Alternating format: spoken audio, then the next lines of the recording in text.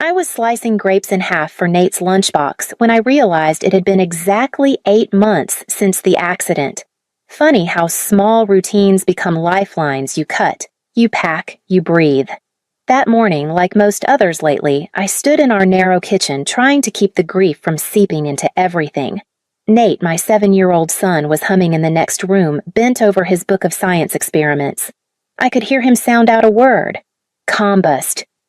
Ion, he mumbled, his voice rising with pride. He had Mark's curiosity and Mark's smile. Sometimes, when I wasn't ready, it would catch me off guard like a slap. Mark died on a Tuesday. A freak collapse at the construction site. A piece of scaffolding failed. The phone call came at 10:47 a.m. I remember the time only because I had just set down my coffee to review a presentation for work. The mug stayed full all day. I couldn't drink it after. The first few months blurred. Funeral arrangements, insurance paperwork. Nate waking up at night with questions I couldn't answer. What happens when someone dies? Is Daddy cold underground? I answered the best I could, always with gentleness, and never with certainty. If it weren't for Margaret and Walter Mark's parents, I don't know how I would have held things together. They stepped in without hesitation. Every weekday at 3:00 p.m., Walter would pull up to Nate's school in his old beige Ford truck, the kind with a cassette deck that still worked. Nate always came home with new words he learned from his grandpa. Decomposition, gravity, theories. They never asked for anything in return. Not once. I picked Nate up from their house every evening. Margaret always tried to hand me an envelope. Just something to help, she'd say, as if I wasn't already salaried, as if the life insurance hadn't come through. The company gave us enough, I told her once, trying to smile through the guilt. Please, keep it. She met my eyes steady as always. That's not why we offer Carol. The check from the insurance had come a few weeks after the funeral, $300,000. Between that and my job in corporate marketing, Nate and I weren't struggling. But the security didn't soften the ache. And it certainly didn't change how my own family treated us. My parents, Eleanor and Frank Whitman, were polite in the way strangers are polite in elevators, always civil, never warm. My sister Susan, 3 years older, always favored, was the daughter who could do no wrong.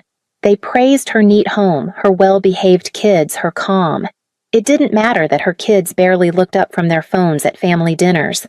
To my parents, that was peace. Nate, with his questions and his wonder, was a handful. Last Sunday at their house, Eleanor had barely swallowed her sip of tea before sighing. Why does he always need to talk? Can't he just sit quietly for once? He just asked how your clock worked, I said. It's not a crime. Rachel's kids don't do that, Frank added without looking up. They know when to hush. Rachel. He meant Susan. Her real name's Susan, but Dad's always called her Rachel, his mother's name. No one ever corrected him. Not even her. I didn't say anything else. I just nodded, folded Nate's drawing into my purse, and told him it was time to go. He looked confused, like he'd done something wrong. He hadn't. The lasagna should have tipped me off. Eleanor only made it for 2 reasons: when someone was dying, or when she wanted something. That night, there was no funeral. Just an unusually warm welcome, a perfectly set table, and Frank in a sweater that didn't have a hole in it. Susan was there too, her 3 children arranged around at the table like props. They said nothing, eyes fixed on their screens, fingers tapping in unison. Nate sat beside me, still holding the paper airplane he'd made in the car. Dinner began like any other, quiet, chewing the occasional compliment about the sauce. Then Eleanor stood and placed a small cream-colored envelope next to my plate. Not slid. Placed. Deliberate, like laying a card in a game no one else realized they were playing. I was going to mail it, she said, wiping her hands on a napkin. But since you're here... I stared at the envelope. No name, no address. Just sealed clean, expectant. I wrote it after church last week, she added, sitting again. It's not long. I opened it after dinner. The letter was handwritten in her looping, perfect penmanship, a script I hadn't seen since she used to leave notes in my lunchbox as a kid, notes she stopped writing once Susan started getting straight A's, and I didn't. Carol, we know you've had a hard year. We've tried to be there in our way. I know we're not like Maggie and Walt. God bless them, but we care just as deeply. Maybe we show it differently. Your father and I have been struggling. Between heating bills, car repairs, and your father's back, it's been difficult. We don't want to ask you outright, but if your heart tells you to help, we would be grateful for any contribution, even $1,000 a month if it feels right. Susan's already offering $500. She's trying with everything going on. We don't want to burden you. Only if it feels right. With love, Mom. I read it twice. Then again, no demand. Just a tone that clung like warm fog, impossible to grasp, harder to escape. My mother, who had barely held Nate's hand at the funeral, now invoking Maggie and Walt like saints. My father, who once called my job playing with words, suddenly burdened by repairs and back pain. And Susan, of course, Susan already doing her part. I got one too, Susan said later in the kitchen, rinsing a glass. Her voice casual. I told them I'd do 500. I mean, with the kids and all, it's tight. But it's family, right? She didn't look at me, just smiled into the sink. I said I'd think about it. And I did. That night, I sat at my kitchen table long after Nate had gone to bed. The envelope lay open, the letter smoothed out beside my half-drunk tea. I thought about Mark, about what he would have said. They don't get to name your heart, Carol, I could almost hear him say. Only you do. But I also thought of being the daughter who didn't try, of being judged for not stepping up again, of Eleanor's tight-lipped silence, of Susan's sideways glances. And so 2 days later, I initiated the transfer. $1,000. No questions, no conditions. The first transfer left my account on a Wednesday morning, just after I dropped Nate off at school. I remember the sound of the confirmation ping, clean, impersonal. $1,000 gone in the time it took for the app to refresh. I told myself it was nothing, that it was worth it. If giving meant being seen, if it meant my parents would treat Nate like part of the family, not an interruption, then it was worth every penny. At least that's what I believed that first month. The next time I called Eleanor, it was to ask for help with pickup. Maggie had a doctor's appointment, and I had a late call with a client in Boston. Nate needed someone to get him from school at 3. There was a pause on the line, just long enough for my stomach to tighten. "Oh, honey," she said, voice lined with apology. "I'd love to, really, but I've had this migraine all day." You know how they get. I told her it was fine. The month after that, the excuse was her back. Then it was Frank's physical therapy appointment. Then groceries. Then simply, "We're not up for it today." But the money that kept moving. Like clockwork. Each month I sent it on time without question. And each time I wondered if this was the month something might shift. A call, a visit, a thank you. None came. Meanwhile, Maggie and Walt remained steady. They never brought up money, never once made me feel like I owed them anything. If I called, they answered. If I needed help, they came. One Thursday in the rain, I stood outside Nate's school holding my phone with shaking fingers. Eleanor had just told me she might be coming down with something. "I'm sorry, Carol, I just wouldn't want to risk giving him anything." I called Walt. "We're already halfway there," he said. "Nate's telling us all about volcanoes today." I leaned against my car, rain tapping the hood, and let the tears come. I was giving so much to my parents and getting nothing in return. Not even the dignity of honesty. The envelope was thicker than usual, cream-colored with gold trim and a wax seal on the back. It arrived 1 week before Christmas. Nate had been at the table gluing buttons onto construction paper trees for Maggie's mantle. I slipped the envelope into my pocket, smiling at him. I waited until he went to bed before I opened it. Inside was a printed invitation. Eleanor's touch, unmistakable. Scripted font poinsettia border and a note at the bottom. "Please join us for a special holiday evening, honoring the grandchildren who bring grace and harmony to our gatherings. Formal attire appreciated. Kindly only bring children who understand respect, stillness, and good manners." I read it twice. The message wasn't loud, but it was clear. This year's Christmas Eve celebration wouldn't be adults only. It would be selectively child-friendly. And my child, my Nate, didn't meet the standard. I could already hear Eleanor's voice if I questioned it. "It's not about Nate specifically. We're just trying something more refined this year. Don't take it so personally, Carol." But I did. Of course I did. Nate had done nothing but ask questions and show interest. He was never cruel, never unkind. He wanted to learn to connect, but in Eleanor's world, curiosity was disruptive. Quiet compliance was love. For 3 nights, I didn't respond to the invitation. I thought about skipping it entirely, staying home with Maggie and Walt drinking cocoa and watching Nate place the star on their tree. But part of me still clung to the thread, the one that had always been there, frayed but unbroken, the part that wanted to be included, that hoped maybe this time it would feel different. Maybe this time they'd see him. So I came up with a compromise. I would bring a gift, stay an hour, just enough for appearances. Nate would stay with Maggie and Walt somewhere warm, somewhere wanted. I told myself it was the mature thing to do. I told myself it wouldn't matter.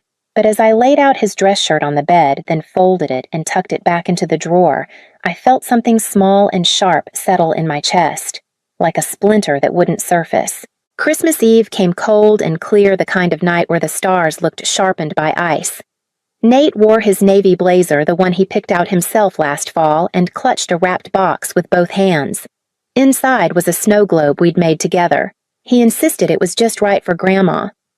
We parked at the curb in front of my parents' house. The windows glowed with gold light. Laughter filtered through the glass, muffled but bright. Nate turned to me from the back seat.